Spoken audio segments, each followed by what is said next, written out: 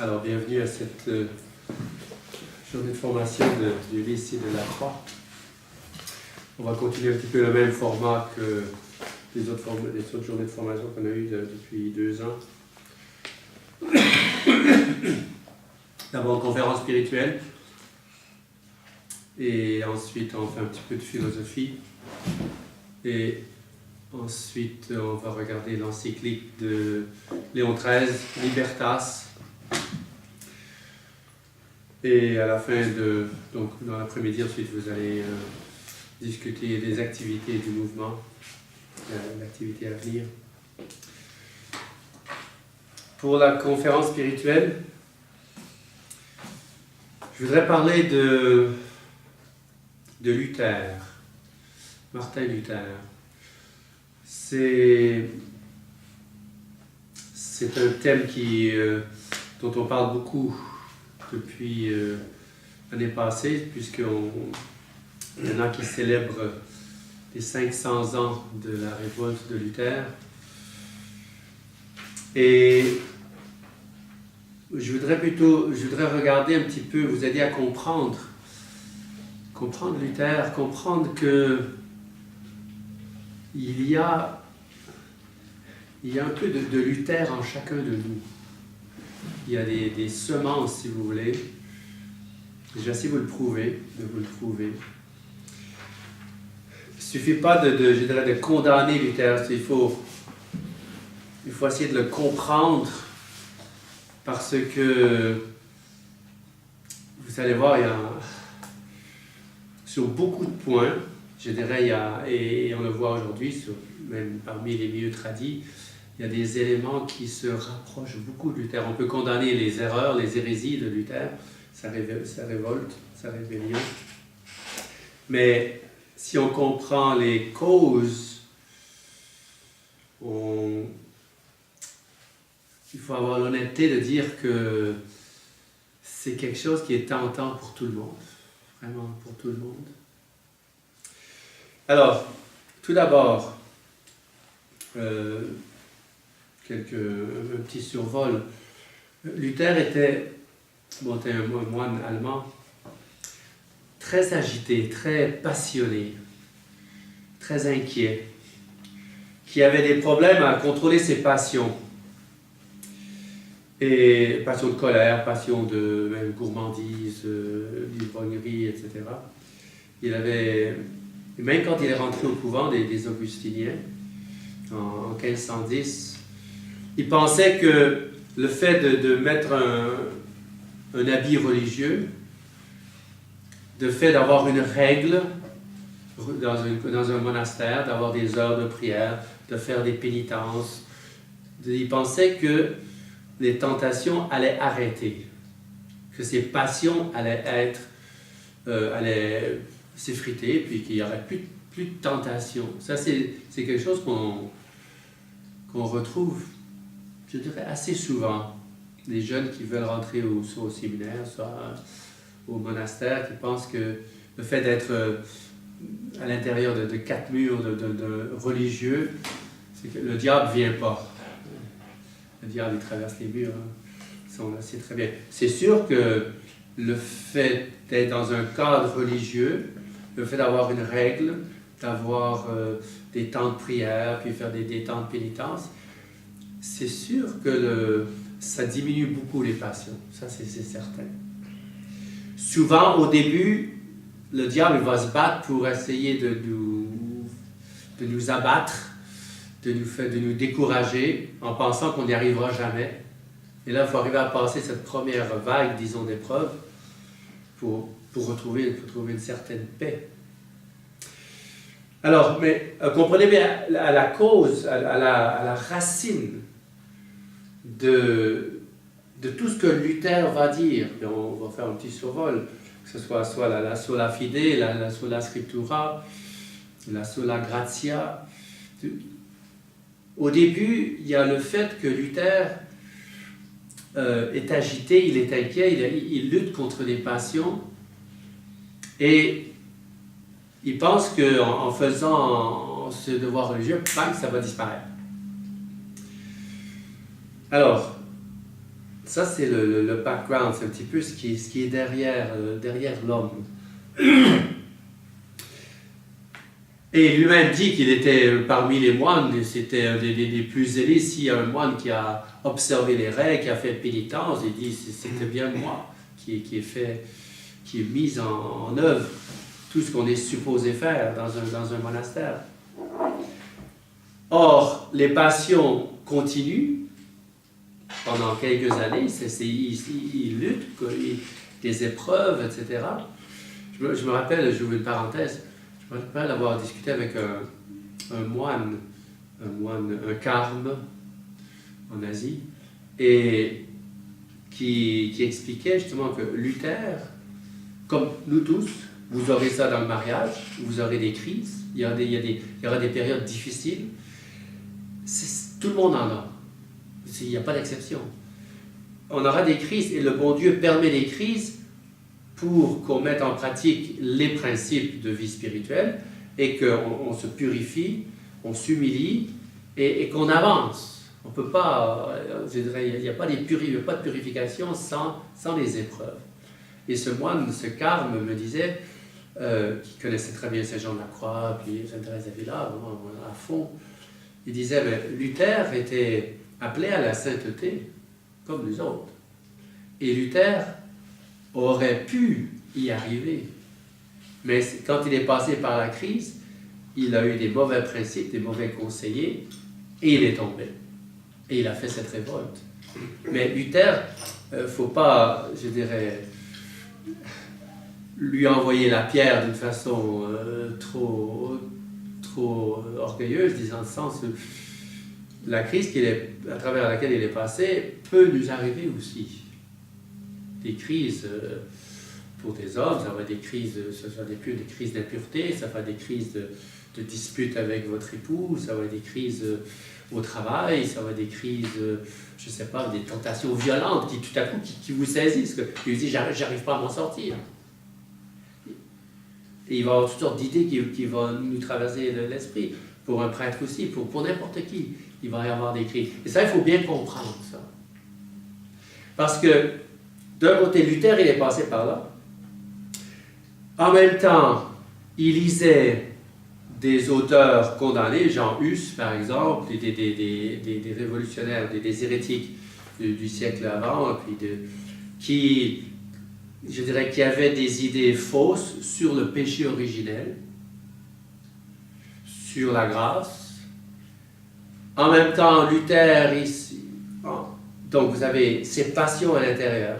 Vous avez Luther qui fréquente des auteurs hérétiques, donc condamnés par l'Église, qui donne des choses, qui parle un peu dans son sens parce qu'il est agité.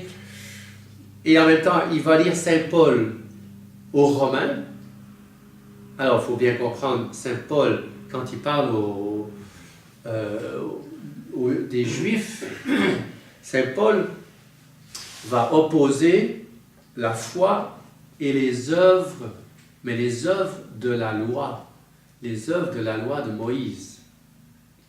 Donc, la loi mosaïque, comme les pharisiens qui disaient, nous autres, on est des fils de Moïse, nous autres, c'est Moïse, les fils d'Abraham. Alors, nous autres, on est sauvés puisqu'on applique la loi de Moïse. Et Saint Paul, un de ses principes, c'était justement de dire, mais toute la loi de Moïse conduit à notre Seigneur. Ce n'est pas les exercices matériels, ce n'est pas l'application des lois, les sacrifices, tout le rituel, etc. Ce n'est pas ça qui sauve. Ça sauve en tant que ça annonce le Sauveur, le Messie, qu'il faut accepter. Puis on apprend au catéchisme comment les gens de l'Ancien Testament étaient sauvés.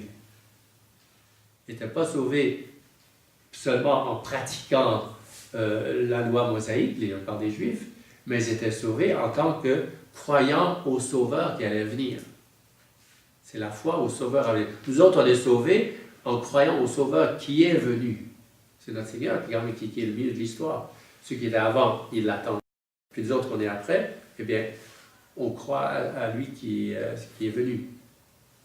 Alors, donc Saint Paul dit aux Juifs, c'est pas les œuvres de la loi qui sauvent, c'est la foi au Sauveur qui sauve.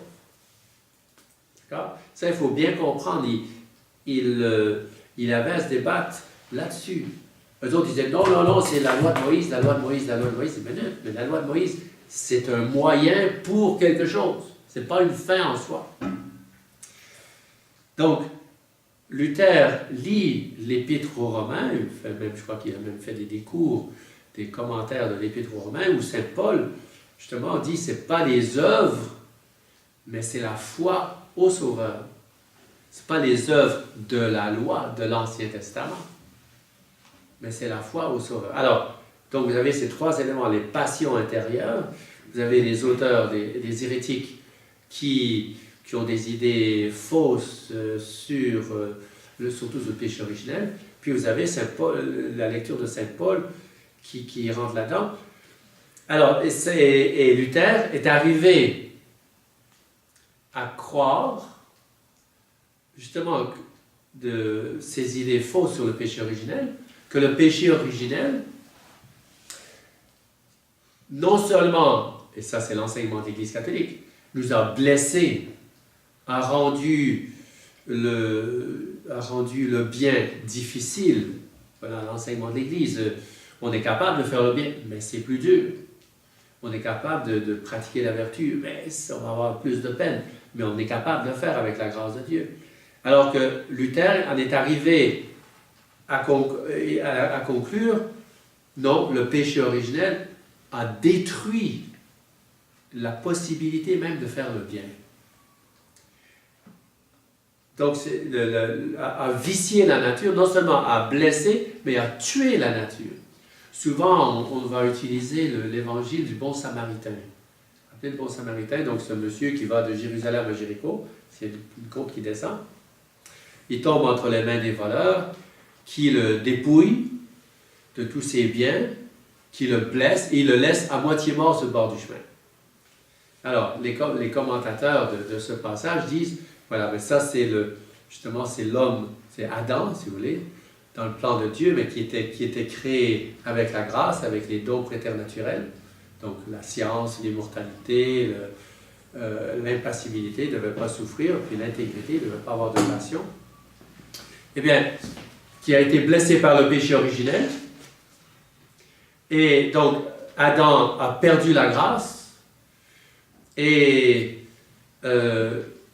a été dépouillé des dons préternaturels qu'il avait reçus, et il a été laissé à moitié mort sur le bord du chemin. À moitié mort, il est toujours en vie, mais il est blessé. Voilà, et donc ça c'est comme je viens de vous dire, c'est l'enseignement de l'Église, c'est que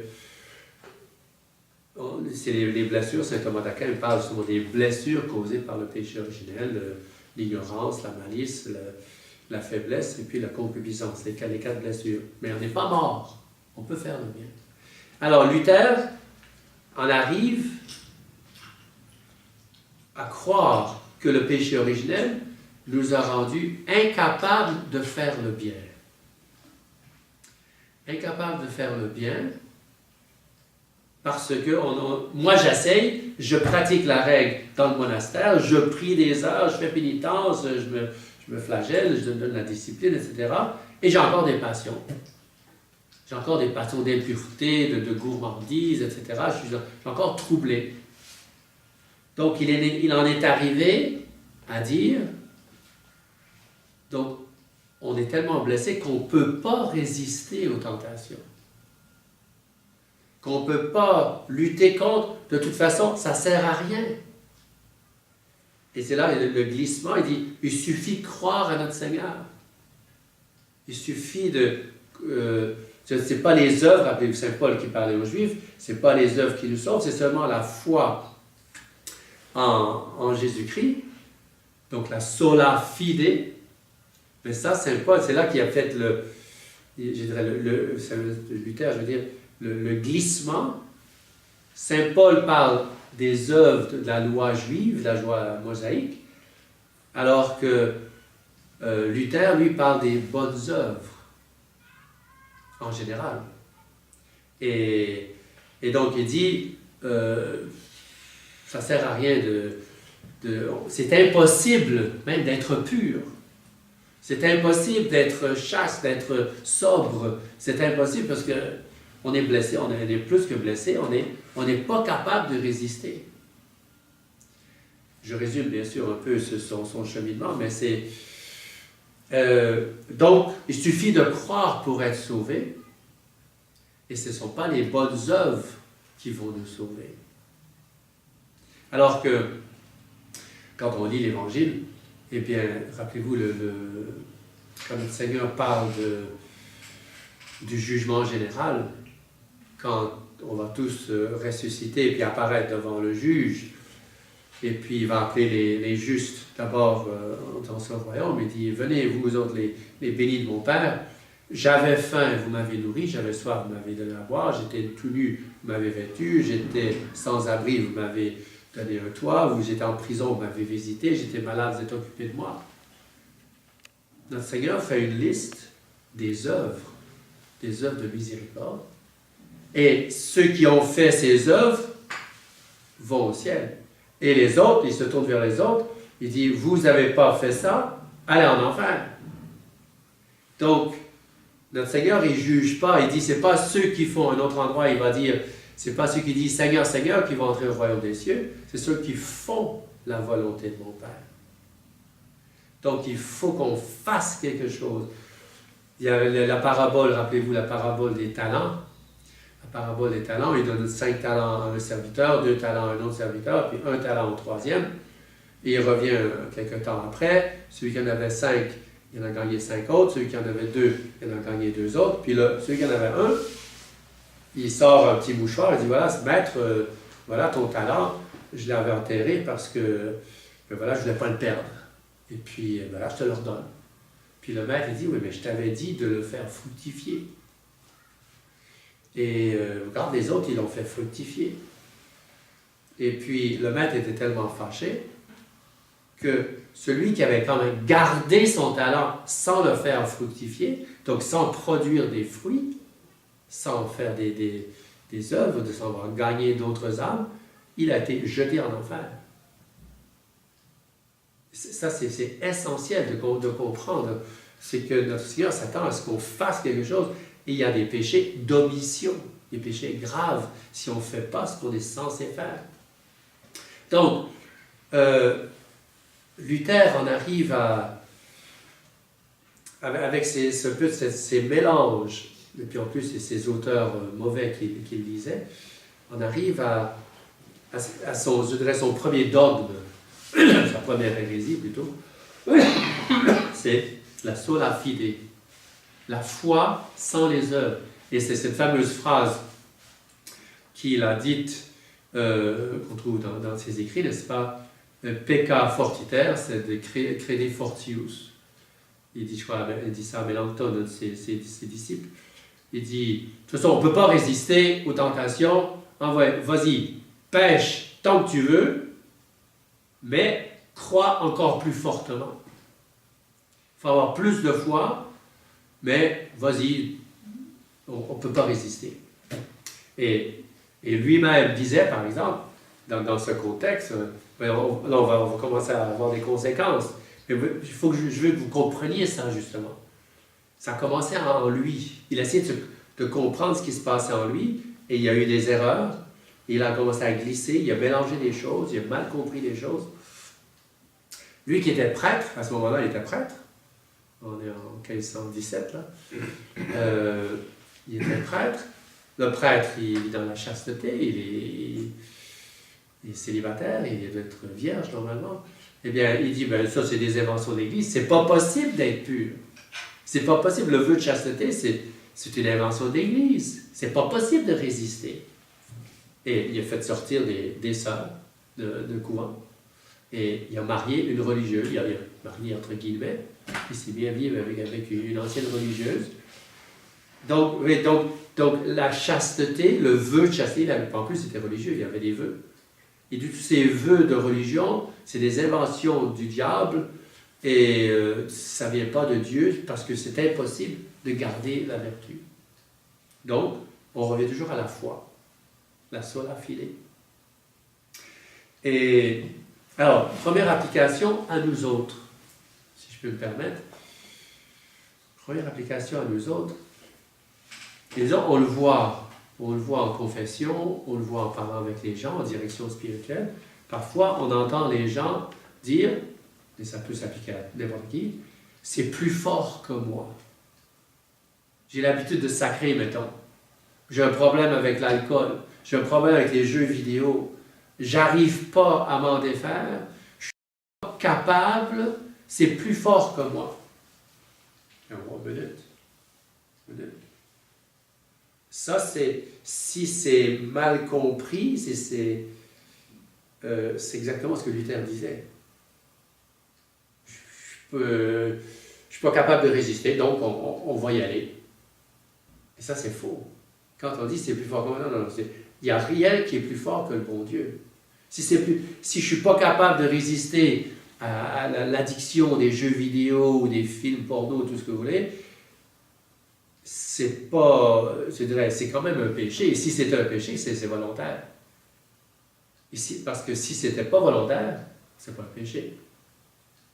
Si vous avez un mauvais rêve, ou je ne sais pas quoi, dans votre rêve, vous tuez votre belle-mère, ou je ne sais pas quoi, ben, il ne faut pas consentir. Okay? Quand vous vous réveillez le matin, okay? Mais c'est un rêve, c'est pas volontaire. Alors, mais voyez, ce danger de dire c'est plus fort que moi, je ne suis pas capable, c'est faux. C'est profondément faux. Et il faut dire, non, vous êtes capable de vous en sortir. Il faut prendre des moyens. Les moyens, c'est la prière. Les moyens, c'est d'éviter les occasions de péché. Ces moyens, c'est les sacrements. C'est ça. Moi j'ai vu des gens qui venaient se confesser, qui ont des problèmes, justement des jeux vidéo ou la pornographie sur Internet, une addiction violente. Je ne suis pas capable. Non, il ne faut pas dire je ne suis pas capable. Il faut dire tu ne prends pas les moyens qu'il faut. Prends les moyens qu'il faut, tu vas t'en sortir. Et je me rappelle d'un certain cas où, justement, la confession, eh bien, par la confession, la prière, je ne suis pas capable de tenir une semaine. Tu tiens combien de jours? J'arrive à tenir 2 jours. Viens confesser au bout de 2 jours. Je dis, je ne suis pas tombé. C'est très bien. Confession, c'est pour nettoyer, mais aussi pour fortifier. Il y a les deux côtés de la confession. Puis vous remarquez, quand vous allez vous confesser, le jour où vous confessez, normalement, on est plus fort pour résister. Mettons que vous êtes en fâché avec votre femme, le jour où vous confessez, vous serez plus gentil avec elle. C'est normal. Parce que la grâce, elle guérit, puis elle élève. C'est les deux aspects de la grâce. Sanans et élevans. Alors, donc, si vous êtes capable de tenir 2 jours, je pense à cet homme, je suis capable de tenir 2 jours sans tomber dans le péché. Très bien, viens te confesser mardi. Mardi, très bien, tu es tombé dans le péché? Non, je ne suis pas tombé. Confesse-toi, tu vas tenir encore 2 jours. Ça fait 4, là. Puis ça fait 6. Puis là, tu viens de faire une semaine, tu vois, tu viens de faire une semaine, tu n'es pas tombé dans le péché. Ah, je pensais que je n'étais pas capable, mais oui. Puis après une semaine, mettons, mais tu vois, tu es capable de faire une semaine. Reviens, mais on va faire plus systématiquement. C'est vraiment une attaque en règle pour gagner la bataille. Ensuite, c'est 2 semaines. Ensuite, c'est 1 mois. Donc, c'est possible avec la grâce de Dieu. Et moi, je vous dis, je l'ai vu. Des jeunes ordinaires. Et du monde qui sont pris avec toutes ces passions. Donc, il faut bien comprendre. Il faut bien comprendre. C'est Saint Paul qui dit « Je puis tout en celui qui me fortifie ». Alors, Luther disait « C'est plus fort ». Quand on dit « c'est plus fort que moi », en fait, ça veut dire « c'est plus fort que le bon Dieu ». C'est ça que ça veut dire. Parce que, avec la grâce du bon Dieu, non, je suis capable de me défaire de tous les vices, tous les problèmes, toutes les passions possibles, avec la grâce du bon Dieu. C'est possible. Donc, vous voyez, il y a une erreur. Et il y a vu, je vous dis, on le voit, et on se le dit parfois, quand on a des mauvaises habitudes, eh bien, on se dit, bon, à quoi ça sert? Je ne suis pas capable. Mais non. Et ça, c'est faux. Et là, sur ce point-là, il y a il y a un virus, si vous voulez, un virus de Luther on peut tomber un petit peu dans le même esprit en disant même le bon Dieu ne peut pas me changer. Et ça, c'est faux. Ça, c'est faux. Alors, on continue. Donc, la sola fide, vous voyez, la fide, sola fide, puis c'est ça que ça veut dire. Ça veut dire, arrête de lutter contre tes passions, il suffit de croire. Et ça, c'est le fondement de Luther. De là, on arrive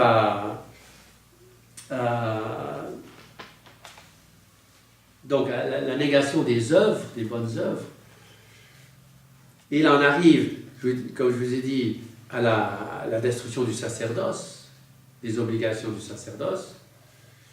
Et Luther qui lâche, qui part avec une religieuse et qui encourage même ses amis qui sont prêtres ou moines à faire la même chose. Mais d'être, je dirais, tombé dans les passions, etc. Non, il en arrive à la messe. Alors, c'est quoi la messe? La messe, c'est le sacrifice de notre Seigneur. La messe, quand on va à la messe, c'est le calvaire. On va assister à la messe, on va s'unir, on va d'abord recevoir les fruits du sacrifice de notre Seigneur. Mais on va à la messe, pas les mains dans les poches aussi. On va à la messe pour donner quelque chose à notre Seigneur. La goutte d'eau que le prêtre est béni, qui va mettre dans le calice, ça représente nous autres. Qu'est-ce que vous avez fait depuis votre dernière messe? Quel sacrifice, vous autres, nous autres, le prêtre et les fidèles, quel sacrifice a-t-on fait depuis notre dernière messe? Qu'est-ce qu'on va ajouter à la passion de notre Seigneur? Saint Paul qui dit, j'accomplis dans ma chair ce qui manque à la passion du Christ, pour son corps qui est l'Église. Hein? Saint Paul dit, il manque quelque chose à la passion de notre Seigneur. Qu'est-ce qui manque? C'est d'appliquer sur soi les fruits de sa passion. Vous êtes malade, vous allez à la pharmacie, vous voyez tout plein de médicaments sur le mur. Ouais, ça pourrait me guérir. C'est exactement ça que j'ai besoin. Oui, mais tant que vous ne l'avez pas acheté, que vous ne l'avez pas avalé la pilule, mettons, vous ne serez pas guéri. Il faut appliquer sur soi les fruits du sacrifice de notre Seigneur. Et c'est ça l'esprit chrétien. La messe est la source de l'esprit de sacrifice. La messe, elle est... toute la civilisation, le nom du mouvement, le lys et la croix, mais toute la civilisation chrétienne, que ce soit la famille, la cité, les pays, les institutions internationales, toutes les institutions, la politique, l'économie, tout ce que vous voulez, tout, je dirais, devrait conduire et découle de notre Seigneur, du sacrifice de notre Seigneur. Et parce qu'il faut pratiquer la vertu. En politique, il faut, je dirais, toute la civilisation. Regardez ici nos villages, je n'ai pas besoin d'aller en France même. Nos villages, certains villages, les petites villes, sont bâtis autour de l'église. On célèbre cette année les 350 ans de Boucherville. Eh bien, Pierre Boucher, je dirais, c'est ce grand catholique. Eh bien, lui et d'autres, mais je dirais, après avoir défriché sa terre, après avoir commencé à inviter les familles pour vivre sur son domaine, eh bien, le niveau au-dessus, je dirais, qu'on peut atteindre, le niveau le supérieur, c'est quoi? C'est devenir une paroisse. Devenir une paroisse, d'avoir une église, d'avoir un prêtre, de construire une église. Et toute la vie sociale, d'abord, passe de dimanche à dimanche. Le dimanche, on ne travaille pas, on se retrouve à l'église, on se retrouve tout le monde, et puis il va y avoir des activités, il va y avoir des processions, il va y avoir des catéchismes, il va y avoir toutes sortes de choses. Mais le dimanche, c'est le jour de la famille, c'est le jour de la paroisse. Mais ça se passe, je dirais, autour de l'église. Et ensuite, bon, on va se confesser, on va mettre de l'ordre, on fait du ménage, etc. Et puis ensuite, on rentre chez nous, puis on est fortifié, puis on va essayer de faire une bonne semaine, puis on revient dimanche. Bon, ceux qui habitent un peu loin de l'église, il y en a qui habitent proches, qui peuvent venir à la messe tous les jours. Donc, toute la civilisation va se bâtir. Je me rappelle en Irlande, on est dans les années 1400, c'était le jour de la Trinité, donc demain, c'est dimanche la Trinité, demain. C'était le jour des élections du maire. Et c'est au sud de l'Irlande, je crois que c'était à Waterford. Le jour des élections, tous les hommes de la ville allaient assister à la messe. Il y avait une messe, communion générale, confession, communion, etc. Un bon sermon sur les devoirs des hommes catholiques. Et puis, c'est comme une mini-retraite, si on peut dire. Ensuite, vous allez voter. Vous allez voter avec le bon Dieu dans votre cœur. Pour l'homme qui va être le plus apte à gérer la ville, à gérer les problèmes sociaux, les familles, etc., les lois, etc. Mais ça commençait au pied de l'autel. Et puis, mais ça, c'est une civilisation catholique, quoi. Aussi en Irlande, il y a un autre endroit, c'était un petit peu plus tard. Vous savez, en Irlande, vous avez les clans. Les clans, j'ai vu, il y avait un rocher au nord, dans Donegal, au nord de l'Irlande, une petite colline, en haut, il y avait un rocher. Et quand le chef, c'était les O'Neill ou O'Donoghue, qui étaient élus, si mettons que le père mourait et le fils devenait le chef de la tribu, il y avait une messe, l'évêque disait la messe, sur l'autel, il y avait le sceptre du chef, qui restait sur l'autel à côté donc du Saint-Sacrement, et je crois que c'était au moment de la communion, avant de donner la communion, ou après le pater, oui, c'est en même temps, l'évêque se retournait et donnait au chef son sceptre, quand tu deviens le chef, pour protéger l'autel et la cité. Mais c'était le gardien aussi de l'armée, le gardien de l'autel de l'église. Mais c'était vraiment ce lien, je reçois l'autorité pendant la messe. Parce que ton autorité, elle est déléguée, elle vient de Dieu. Tu es le lieutenant de Dieu. Alors, donc, la messe, c'est vraiment, sa messe, c'est la source de l'esprit chrétien. La messe va vous aider à être des bons pères de famille, à être des bons maris, à pardonner, à pratiquer les vertus, à rester chaste même quand vous allez faire des voyages, etc., à résister aux tentations, par fidélité pour votre épouse. Ça, je dirais, c'est la messe qui donne des grâces, la force. Or, on vient dire, Luther, il dit on n'est pas capable de résister. Donc Luther, en perdant cet esprit de sacrifice, cet esprit de lutte, eh bien, je dirais, pour lui personnellement, a commencé à glisser assez rapidement par rapport à la messe. Il dit la messe, en fait la messe, c'est pas l'esprit de sacrifice puisque ça ne sert à rien de lutter. Et donc là, il a changé la nature de la messe. Il dit la messe, c'est, oui, Jésus il est mort il y a 1500 ans, et puis il suffit de croire à Jésus-Christ, de croire à son sacrifice, mais ce qui se passe à l'Église, ce n'est pas le renouvellement du calvaire présent, c'est seulement comme une pièce de théâtre, si vous voulez, comme on se rappelle ce que Jésus a fait il y a 2000 ans, mais ce n'est pas, il a dit explicitement, ce n'est pas une action. Dans les missels en latin, on parle de la messe, de la consécration, en disant l'action, infra-actionnelle. Donc là, il y a quelque chose qui se passe. C'est pas seulement, on se rappelle une histoire, on va revivre la bataille de Lonceau, ou je ne sais pas quoi, on va refaire une pièce historique. C'est pas ça. La messe, il y a quelque chose qui se passe. Et une des preuves, vous allez dire, c'est un petit détail, mais la liturgie est pleine de ces petits détails.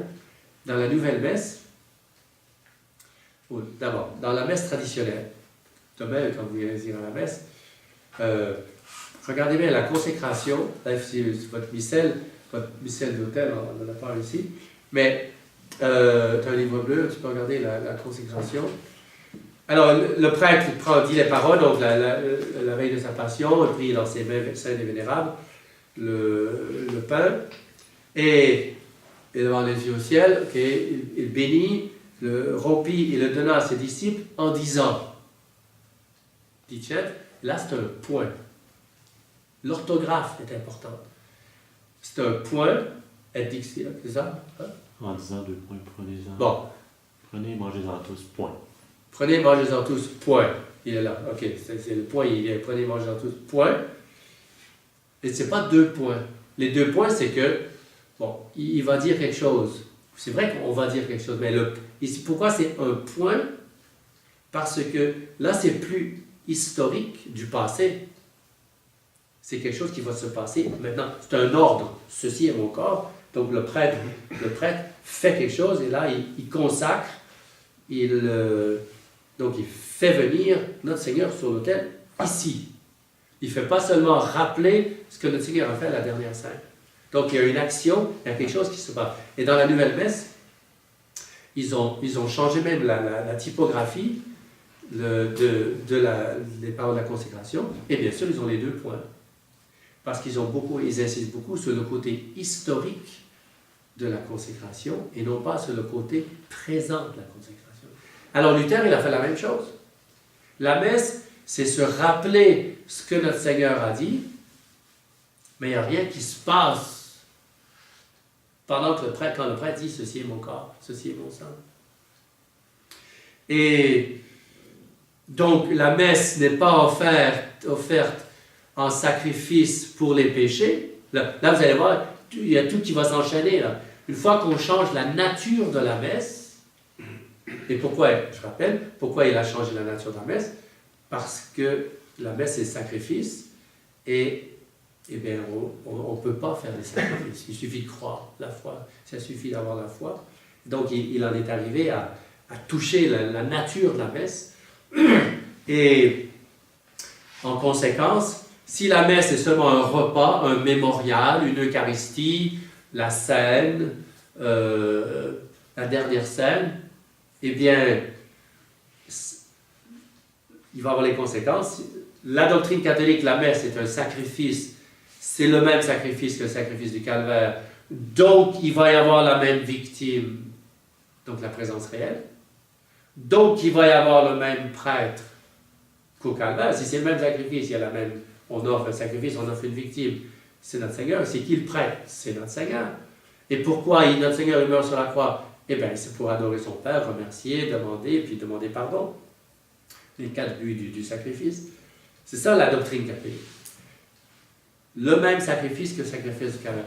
Mais si, pour Luther, la messe n'est plus le sacrifice du calvaire renouvelé sur l'autel, mais c'est seulement un mémorial, on se rappelle ce qui s'est passé à la dernière scène, ça nous stimule, oui, c'est une belle histoire, oui, il faut que j'essaye d'être meilleur, mais Jésus, il a tout fait, il suffit de croire en lui. Donc, conséquence, il n'y a plus besoin de la présence réelle. Si c'est seulement un souvenir, il n'y a plus besoin d'une victime présente. Il n'y a plus besoin d'un prêtre consacré. N'importe qui, vous pouvez être prêtre autant que moi. N'importe qui peut être prêtre, et donc chez les protestants, Luther a détruit le sacrement de l'ordre, il n'y a plus de prêtre. Donc, il n'y a plus de prêtre, il n'y a plus de célibat. Les femmes peuvent être prêtres, peuvent être ministres, évêques, tout ce que vous voulez. Il y a plus de... C'est seulement celui qui va diriger l'Assemblée, le président de l'Assemblée. Mais ce n'est plus un pouvoir de consacrer, un pouvoir qui est connecté jusqu'à notre Seigneur Jésus-Christ. Et donc, on va détruire, Luther va dire, si la messe est seulement mémorial, donc on n'a pas besoin d'un autel. Un autel, c'est pour un sacrifice. Si c'est seulement se rappeler ce que Jésus a fait à la dernière scène, une table, ça suffit. Puis il faut se faire face, on tourne l'autel de base. Puis on ne va pas utiliser le latin, parce que le latin, bon, personne ne comprend. Si c'est un repas, quand vous avez des repas de famille ou des repas où vous parlez la langue de tout le monde, donc on va parler la langue vernaculaire, donc on élimine le latin, on élimine tout ce qui est un peu mystérieux. Il y a des parties de la messe qui sont à voix basse. Pourquoi à voix basse? Saint Thomas, il explique ça. Ça a un sens. Pourquoi il y a des parties de la messe qui sont dites à voix haute, puis des parties à voix basse? Les parties que le prêtre dit à voix haute, il les dit au nom de tout le monde. Mais les parties qu'il dit à voix basse, il les dit en son nom. C'est ça le principe. Alors, je fais une application tout de suite. Je répète, ce que le prêtre dit à voix haute, il le dit au nom de tout le monde. Et ce qu'il dit à voix basse, il le dit en tant que prêtre ordonné. Alors, si je mets la consécration à voix haute, tout le canon à voix haute, conclusion, ça veut dire que le prêtre consacre au nom de tout le monde. Donc, c'est tout le monde qui rend notre Seigneur présent. Vous suivez? OK? Et application, encore une nouvelle application, quand le prêtre fait ça tout le temps, le prêtre va se retrouver tout seul, parfois en famille ou en vacances, en voyage, et d'après Monseigneur Felet, c'est 60%, c'est peut-être plus, de prêtres, quand ils sont tout seuls, s'il n'y a personne, qui ne disent pas la messe. Parce que, il n'y a personne. Pourquoi je dirais la messe s'il n'y a personne? Parce que la messe, on l'a dit ensemble, puis on l'a dit pour le monde, puis on l'a dit avec le monde, et puis ça ne sert à rien de dire la messe tout seul. Alors c'est toute la mentalité, la mentalité de la messe qui est complètement changée. Donc on n'a pas besoin du prêtre pour dire la messe non plus. N'importe qui peut dire la messe. Et la messe n'est pas offerte. Oui, on va adorer Dieu, on va remercier Dieu, on va louer Dieu, mais on va éliminer tout ce qui rappelle expier le péché, demander pardon pour le péché, et aussi, remarquez bien, dans vos missels, là on va aller après la Pentecôte, combien de fois à la messe, soit à la messe de tous les jours, ou parfois les certaines fêtes, on parle de la lutte, on parle de lutter contre les ennemis de l'Église. Joseph, regarde le 5 mai, la prière de Saint Pie V. Tu vas la lire. Le fait qu'il n'y a plus d'ennemis dans la nouvelle messe, et chez Luther non plus. Lis la prière de Saint Pie V. Donc c'est le 5 mai. L'oraison, la collecte. Ô Dieu qui, pour écraser les ennemis de votre Église et restaurer le culte divin, avez daigné choisir pour pontife suprême le bienheureux Pie, faites-nous trouver secours dans sa protection et nous attacher si fidèlement à son service, qu'après avoir triomphé des embûches de tous nos ennemis, nous puissions jouir d'une paix perpétuelle. Donc il y a 2 fois la mention de l'ennemi. Saint Pie V, c'est lui qui a restauré la messe contre les protestants. Saint Pie V, c'est la croisade du rosaire contre les musulmans. Donc il y a des mentions. Saint Pie V, il s'est battu. Et là, dans cette prière, et la prière moderne aujourd'hui, on parle de Saint Pie V qui a beaucoup aimé la Sainte Vierge, ou qui a beaucoup aimé le bon Dieu, qui a travaillé pour l'Église. Donc on a enlevé les références au combat. Et ça, c'est typiquement, je dirais, influence protestante. Alors, application à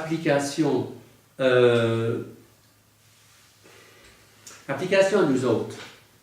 Je vous ai dit tout à l'heure, le danger aussi de penser que parfois nos faiblesses, nos mauvaises habitudes sont trop fortes.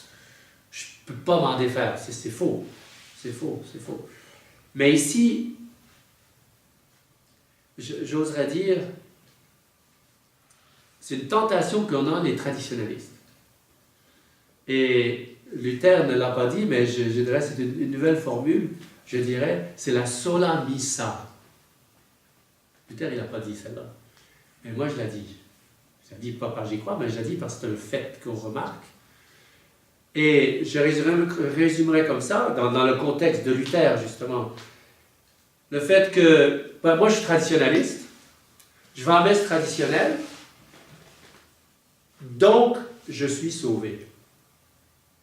Je n'ai pas besoin de rien faire. Je vais en messe traditionnelle. Je suis bon. Je dis, ouais, une minute. La messe, il faut y aller, mais la messe, c'est le travail de notre Seigneur, mais la messe, il faut y participer, il faut mettre sa goutte d'eau, il faut avoir l'esprit de sacrifice. Sinon, et on le voit malheureusement, parfois dans nos chapelles, des gens qui viennent à la messe et qui sont des touristes. On dit, ah bon, je suis à la messe. Ça, c'est vieux comme le monde. Il y a des jeunes qui restent derrière, etc., qui ne suivent pas la messe. Ils sont là physiquement, matériellement, mais bon, on attend que ça finisse, puis j'ai d'autres choses à faire. Mais c'est cet esprit, je dirais, luthérien, que notre Seigneur, il fait tout, moi, je n'ai pas besoin de rien faire. Sola missa. C'est une tentation vraiment réelle. On a des problèmes, de démarrer dans des groupes, des mouvements, d'engager des gens, des activités, des conférences. Il y a une apathie, une paresse spirituelle qui est apeurante, qui fait peur, vraiment. Et c'est pour ça que je dis il y a un danger de l'esprit de Luther, même dans nos messes traditionnelles. C'est que, bon, la messe, bon, le reste de la semaine, je fais ce que je veux. Je vais à la messe le dimanche, je suis bon. Wow, minute. C'est pas ça un catholique. Le catholique, c'est quelqu'un qui va à la messe. Et pendant toute la semaine, il a lutté, il a fait son devoir d'État, il a prié, il a fait des sacrifices, il a lu, il s'est formé, etc. Dimanche, il va à la messe, et puis il dit, Seigneur, voilà, j'ai une semaine un peu chargée, c'était dur, j'étais malade, etc. On a eu des problèmes en famille, mais je me suis pas plaint, on a fait comme il faut, et puis je viens vous présenter mes faiblesses, demander pardon, puis demander des forces pour la semaine qui vient. Et puis on avance. Puis les bébés qui arrivent, l'éducation, puis etc. Je dirais, mais c'est comme un pôle d'attraction. L'autel, la messe du dimanche, c'est là qu'on va, c'est un oasis de vie spirituelle. On va se nourrir, puis dire, bon, j'en ai besoin. On peut faire le magasinage pour la semaine, spirituel, pour tout ce qu'on a besoin pour la semaine. Mais le danger, je vais à la messe, et puis, mais on le voit, ça. Parfois, ça nous arrive, nous autres, les prêtres, d'arriver, puis de se mettre derrière, puis de regarder les gens, puis pendant la messe. Et surtout les jeunes. C'est pas glorieux, hein? Les jeunes qui sont là, puis qui se mettent à jouer là, sur leur cellulaire, s'envoyer des textes, etc. Pendant la messe, ils sont décrochés. Ah, je suis à la messe dimanche, je suis bon. Puis ils vont communier. Vous voyez, il y a le côté matériel, il y a le côté, oui, on est là physiquement, mais le cœur n'est pas là. L'esprit n'est pas là. Et on pense que, je suis à la messe dimanche, moi je suis un pratiquant, je vais à la messe le dimanche. Oui, mais la messe, c'est plus que ça. La messe, c'est vraiment de s'unir à notre Seigneur. C'est pour ça qu'on dit, il y a différentes façons d'assister à la messe. Il y a le missel, suivre les prières du missel. Il y a combien de monde qui n'ont pas de missel? Deuxièmement, si on n'a pas de missel, au moins de prier et de s'unir, on peut dire son chapelet, même au moins de faire quelque chose pour montrer que je veux m'unir à ce qui se passe en face à l'autel. Je veux m'unir, me préparer à la communion, aller me confesser s'il faut, s'il y a un confesseur. Tout ça, c'est les fruits de la messe. Mais cet esprit luthérien de, je dirais, sola missa, qui nous menace réellement. Dans la secrète, donc c'est la prière à l'offertoire, de la fête de Saint Ignace de Loyola, Saint Ignace. On dit, afin que ces saints mystères, dont vous avez fait la source de toute sainteté, nous sanctifient, nous aussi, véritablement. Donc, tout l'ascétisme chrétien, l'ascétisme, c'est l'ascèse, c'est cet esprit d'effort. Il faut que je fasse des efforts. J'ai envie de regarder un film, non, il faut que j'aille aider ma femme. Bon, j'ai envie de, je ne sais pas quoi, d'aller faire quelque chose. Non, il faut que je m'occupe de mes enfants. Cet esprit de lutte, de victoire sur soi-même, de devoir d'État passe avant. Ensuite, on peut aller se récréer. Le devoir d'État, bien fait, pour Dieu. Et ça vient de la messe. Ça vient de la messe. Et troisième point, dont on a parlé de la sola fide, on a parlé un petit peu de justement cette sola missa, ça je peux dire. Mais, vous savez, Luther en arrive à la sola scriptura, l'écriture. Il a rejeté le pape. Pourquoi elle a rejeté le pape? On verra cet après-midi ou plus tard quand on parlera de Libertas. En fait, c'est une excuse. Rejeter l'autorité du pape, rejeter l'Église, c'est une excuse pour faire à ma tête, faire ce que je veux. Moi, je vais lire la Bible, je vais lire même l'Évangile, etc. Puis moi, je vais l'interpréter comme le Saint-Esprit, entre guillemets, va m'inspirer. Et that's it. Ce qui est intéressant, c'est que Luther, qui lance, je dirais, ses idées révolutionnaires, on n'a pas besoin du pape, ça lui est retombé dessus. Parce que Luther, en fait, il est devenu un petit pape. Lui a commencé à dire à tout le monde ce qu'il fallait faire. Puis à un moment donné, il y en a qui lui ont dit, ben non, mais Luther, tu nous as dit que c'était chacun pour soi. Moi, je ne suis pas d'accord avec ce que tu enseignes. Puis tout à coup, il a commencé à perdre le contrôle de son monde. Et dans une lettre à Zwingli, qui est un des chefs protestants suisses, et c'est Saint François de Sales qui cite cette lettre, Luther dit ce qu'il nous faut là, parce qu'il commençait à perdre le contrôle de son monde. Chacun pour soi. Chacun pour soi, ben, c'est le free for all, c'est la pagaille. Il n'y a plus d'ordre. Et Luther dit, ce qu'il nous faut, c'est les conciles et les décrets des conciles pour mettre de l'ordre. Il dit ça, il est en colère, il dit, parce qu'il n'y a plus de chef, il n'y a plus d'autorité. Et donc la sola scriptura, c'est une excuse pour faire ce qu'on veut, interpréter ou twister, je dirais, le sens des Écritures dans un sens qui me justifie, moi, et qui est exempt de tout contrôle.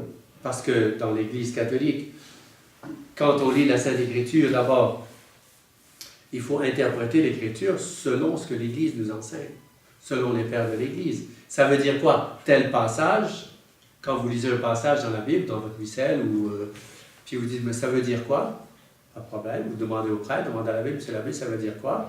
Si c'est un passage très difficile, on va ouvrir des livres, ce que l'Église enseigne, ce passage-là veut dire ça. C'est pas chaque fois. C'est quand même la parole de Dieu, il y a une autorité pour interpréter la parole de Dieu. Voilà l'approche catholique. Donc, on se souvient à l'enseignement de l'Église. Un catholique, c'est quelqu'un qui accepte l'enseignement de l'Église. Mais pour Luther, ayant rejeté le pape, et il s'est fait pape lui-même, sans utiliser le mot, il a utilisé la réalité, il voulait être le chef, mais le problème, c'est qu'ils se sont tous retournés contre lui. Tous, c'était un peu le désordre. Il a mis la cause. Mais, ben, vous voyez, le but, c'était de se justifier soi-même. Sola scriptura. La sola scriptura, c'est chacun pour soi, de ce qu'on appelle le libre examen. C'est chacun examine, chacun interprète librement l'Écriture.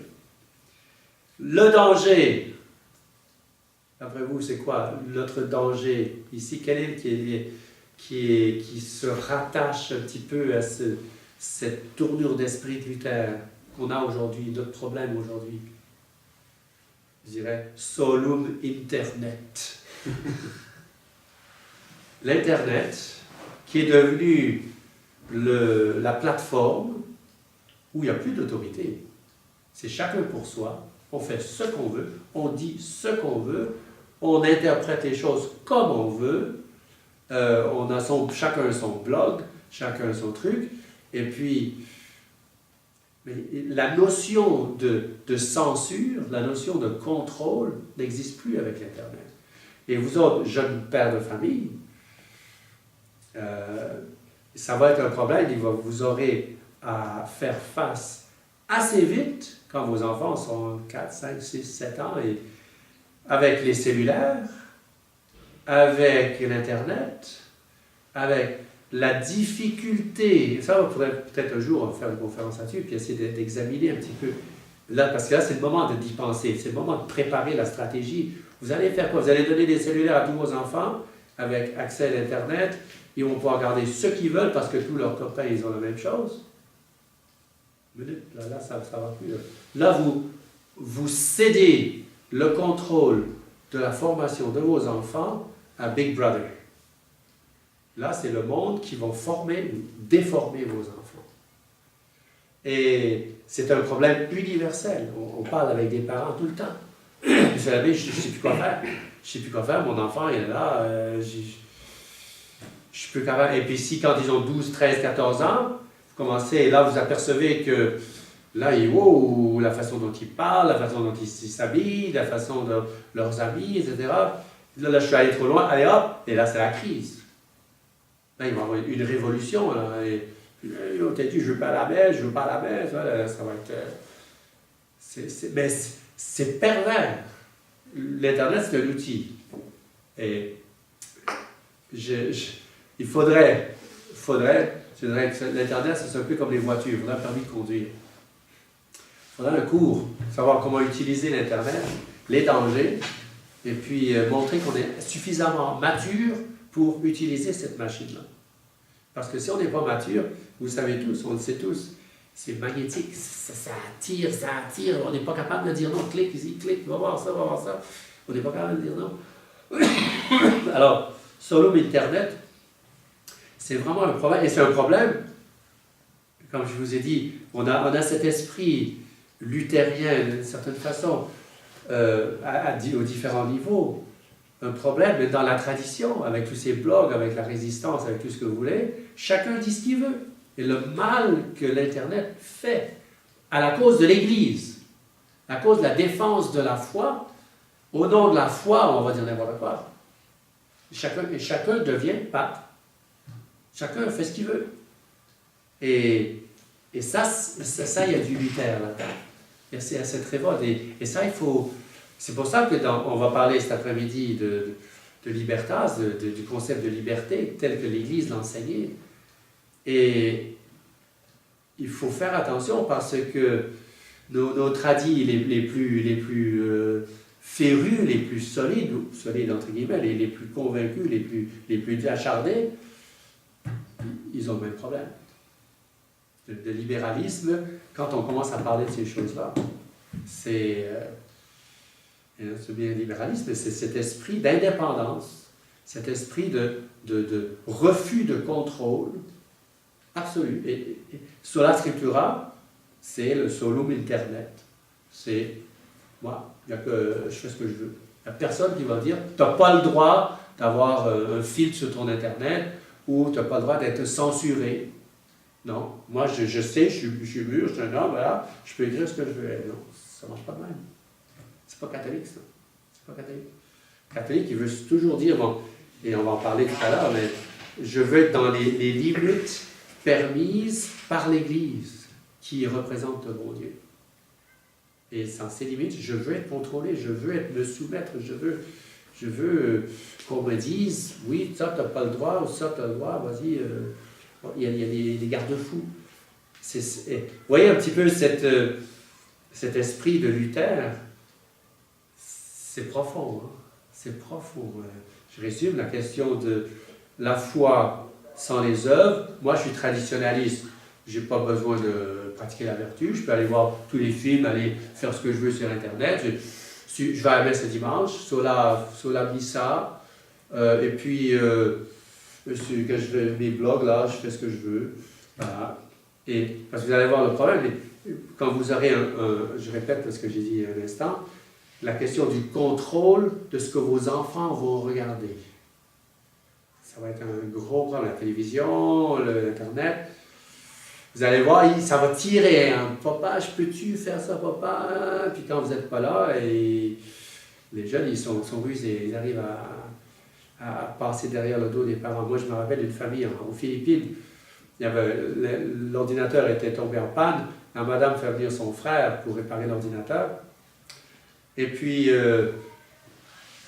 tout à coup, le technicien dit à sa sœur, il dit, est-ce que tu sais ce que tes enfants regardent? Elle dit non. Je vais te le montrer. Lui, il avait sorti l'historique de l'Internet, tous les sites qu'il avait visités.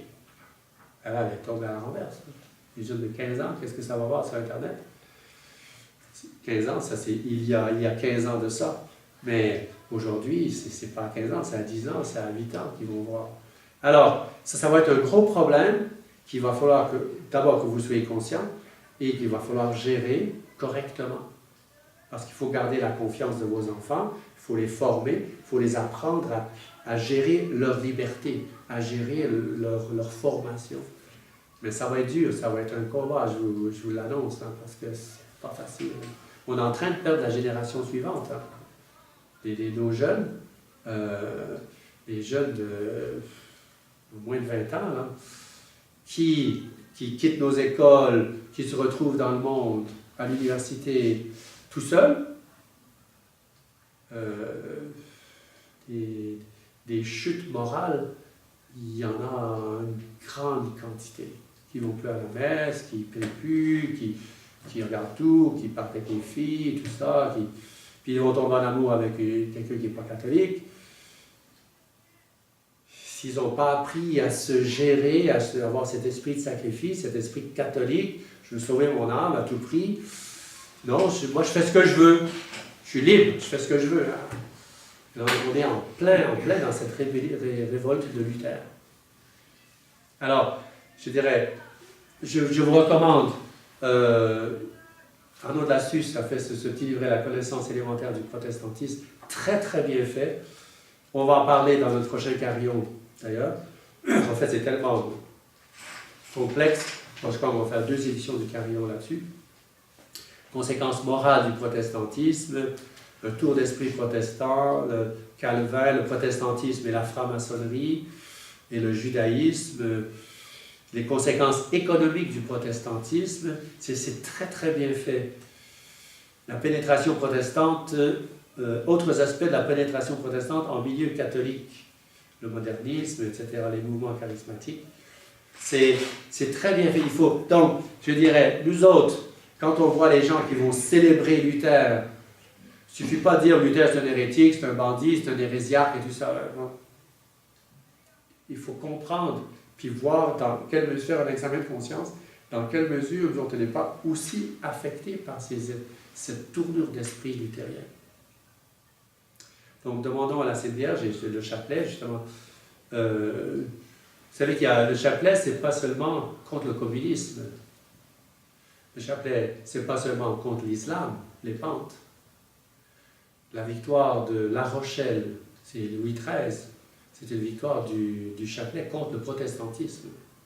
Tous les soldats disaient leur chapelet.